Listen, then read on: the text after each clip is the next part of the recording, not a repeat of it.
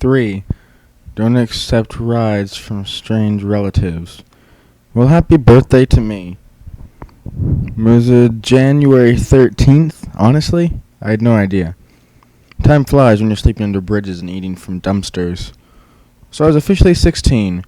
For my present, I got cornered by Uncle Freaky, who announced that I was marked for assassination. Who? I started to ask. You know what, never mind. Nice seeing you, Randolph. I'll be going now. Randolph remained in the doorway, blocking my exit. He pointed the iron tip of his cane at me.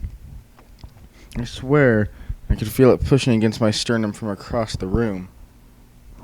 Magnus, we need to talk. I don't want them to get to you, not after what happened to your mother. A punch in the face would have been less painful. Memories from that night spun through my head like a sickening kaleidoscope. Our apartment building shuddering. Scream from the floor below. My mother, who'd been tense and paranoid all day, dragging me toward the fire escape, telling me to run. The door splintering and burst. From the hallway, two beasts emerged, their pelts the color of dirty snow, their eyes glowing blue. My fingers slipped off the fire escape railing and I fell, landing a pile of garbage bags in the alley. Moments later, the window of our apartment exploded, belching fire. My mom had told me to run. I did. She'd promised to find me. She never did. Later on the news, I heard that her body had been recovered from the fire. The police were searching for me. They had questions. Signs of arson, my record of disciplinary problems at school, neighbors' reports of shouting and a loud crash from our apartment just before the explosion, the fact that I'd run from the scene. None of the reports mentioned wolves with glowing eyes. Ever since that night I'd been hiding, lying under the radar, too busy surviving to grieve properly for my mom, wondering if I'd hallucinated those beasts, but I knew I hadn't. Now after all this time, Uncle Randolph wanted to help me. I gripped my little domino stone so tightly, cut into my palm. You don't know what happened to my mom. You never cared about either of us. Randolph lowered his cane. He leaned on it heavily and stared at the carpet. I can almost believe I'd hurt his feelings. I pleaded with your mother, he said. I wanted her to bring you here, to live where I could protect you. She refused. After she died, he shook his head. Magnus, you have no idea how long I've looked for you, or how much danger you are in. I'm fine, I snapped, though my heart was thumping against my ribs. I've been taking care of myself pretty well. Perhaps, but those days are over. The certainty in Randolph's voice gave me a chill. You're 16 now, the age of manhood. You escaped them once, the night your mother died. They won't let you escape again. This is our last chance. Let me help you, or you won't live through the day.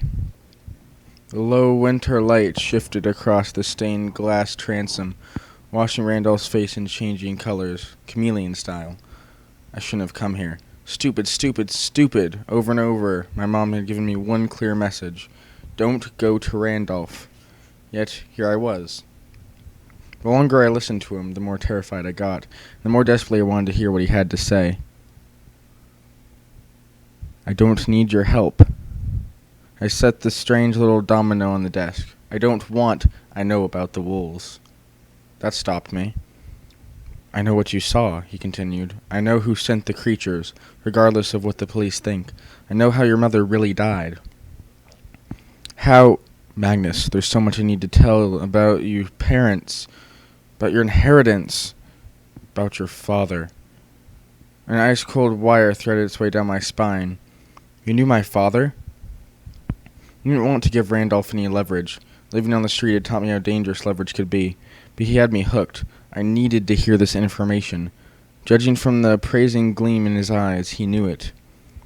Yes, Magnus, your father's identity, your mother's murder, the reason she refused my help, it's all connected. He gestured towards his display of Viking goodies. My whole life, I've been working toward one goal. I've been trying to solve a historical mystery. Until recently, I didn't see the whole picture. Now I do. It's all been leading to this day. Your 16th birthday. I backed up to the window, as far as I could get from Uncle Randolph. Look, I don't understand 90% of what you're saying, but if you can tell me about my dad. The building rattled like a volley of cannons had gone off in the distance. A rumble so low, I felt it in my teeth.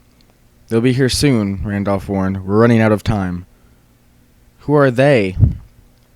Randolph limped forward, relying on his cane. His right knee didn't seem to work. I'm asking a lot, Magnus. You have no reason to trust me, but you need to come with me right now. I know where your birthright is. He pointed to the old maps on the desk. Together we can retrieve what is yours. It's the only thing that might protect you. I glanced over my shoulder, out the window. Down in the Commonwealth Mall, Hearth had disappeared. I should have done the same. Looking at Uncle Randolph, I tried to see any resemblance to my mother, anything that might inspire me to trust him. I found nothing. His imposing bulk, his intense dark eyes, his humorless face and stiff manner. He was the exact opposite of my mom. My car's out back, he said. But maybe we should wait for Annabeth and Uncle Frederick. Randolph grimaced. They don't believe me. They never believed me. Out of desperation, as a last resort, I brought them to Boston to help me look for you. But now that you're here, the building shook again. This time the boom felt closer and stronger. I wanted to believe it was from construction nearby, or a military ceremony, or anything easily explainable. But my gut told me otherwise. The noise sounded like the fall of a gargantuan foot, like the noise that had shaken our apartment 2 years ago. Please, Magnus, Randolph's voice quavered. I lost my own family to these monsters. I lost my wife, my daughters. You had a family? My mom never said anything. No, she wouldn't. But your mother, Natalie, was my only sister. I loved her. I hated to lose her. I can't lose you too. Come with me. Your father left something for you to find, something that will change the worlds. Too many questions crowded my brain. I didn't like the crazy light in Randolph's eyes. I didn't like the way he said worlds, plural. I didn't believe he had been trying to find me since my mom died. I had my antenna up constantly. If Randolph had been asking about me by name, one of my street friends would have tipped me off, like Blitz had done this morning with Annabeth and Frederick. Something had changed. Something that made Randolph decide I was worth looking for. What if I just run, I asked. Will you try to stop me? If you run, they'll find you. They'll kill you. My throat felt like it was full of cotton balls. I didn't trust Randolph. Unfortunately, I believed he was in earnest about people trying to kill me. His voice had the ring of truth. Well then, I said, let's go for a ride.